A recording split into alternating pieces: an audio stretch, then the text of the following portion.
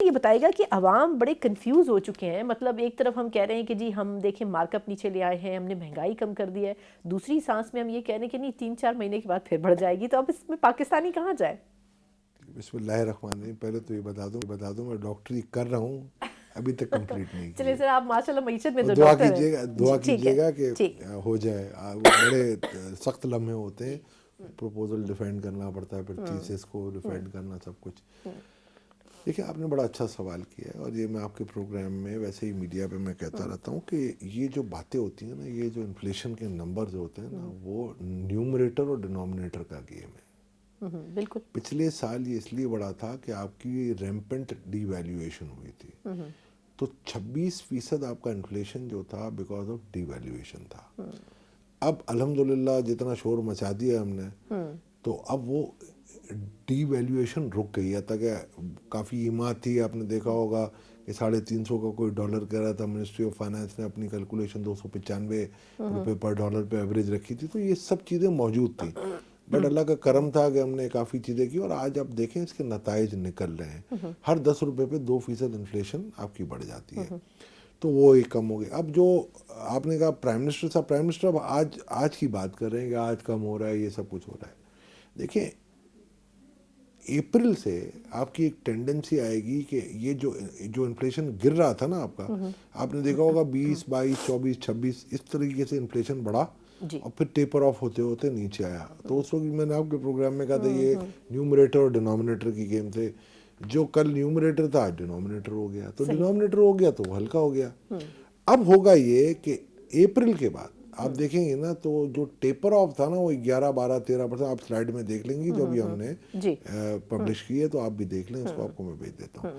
اور اس میں یہ ظاہر ہو رہا ہے کہ اپریل سے وہ انفلیشن نیچے آ رہا تھا، مئی میں اور نیچے آیا، بیکاز کہ ایئر آن ایئر جب ہم کمپیئر کر رہے تھے نا، تو انفلیشن نیچے آ رہا تھا. صحیح. اور آپ جب دیکھیں گے نا، تو یہ ایک بڑی ریٹورک تھی کہ جی کہ انفلیشن نیچے نہیں آ رہا، تو ہم نیچے آ رہا ہے، تو اگر ہم اس میں اور نیچے لے آئیں گے پالیسی ریٹ کو، تو آپ دیکھیں گے کہ وہ پالیسی ریٹ جو تھا نا وہ بھی نیچے آ رہا ہے، اور انفلیشن بھی نیچے آ رہا ہے. کوئی فرق آپ کا نہیں پڑ رہا اس وقت. آپ ابھی بھی ایسا ہی ہو رہا ہے میرا خیال ہے. ساؤتھ ایشیا جو سار کنٹریز میں آپ اس وقت ہائیسٹ آپ کا پالیسی ریٹ ہے 13%. سے پالیسی ریٹ کو کیسے، یعنی انٹرسٹ ریٹ جو چل رہا ہے، جو پالیسی ریٹ جو گورنمنٹ آفر کری ہے اپنے شرح سود، جو ٹی بل کے آکشن پہ آفر کر، ٹھیک. تو وہ اس کو ہم پالیسی ریٹ میں دیتے ہیں. مگر ایسا نا ہیونگ سیڈ دس، دیکھیں یہ کہہ دینا کہ جی بڑھ جائے گا، یہ میرا خیال ہے یہ قوم کو ایک تھوڑا سا، میں اب یہ کہوں گا، اب دیکھیں کرنٹ اکاؤنٹ سرپلس آ گیا ہے، آپ روپی کو اپنی ریئل ویلیو پہ لے کے آئیں، 235 ہے، 10 روپے کر کے کم لائیں، اور وہاں سے آپ اس کو مٹیگیٹ کریں، ٹھیک. کم از کم 1-2 سال کی ریلیف دیں.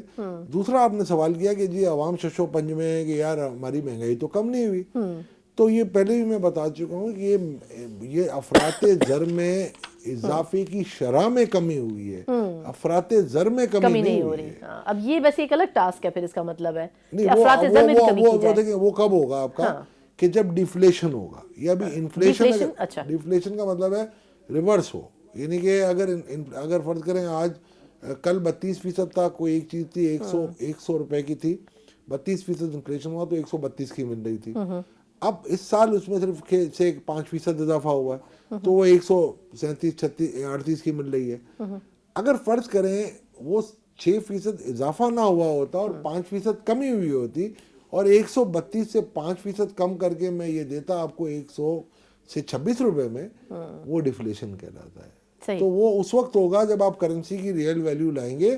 اس وقت آپ کو 9 سے 10% کا کرنسی میں آپ کا انفلیشن چھپا ہوا ہے.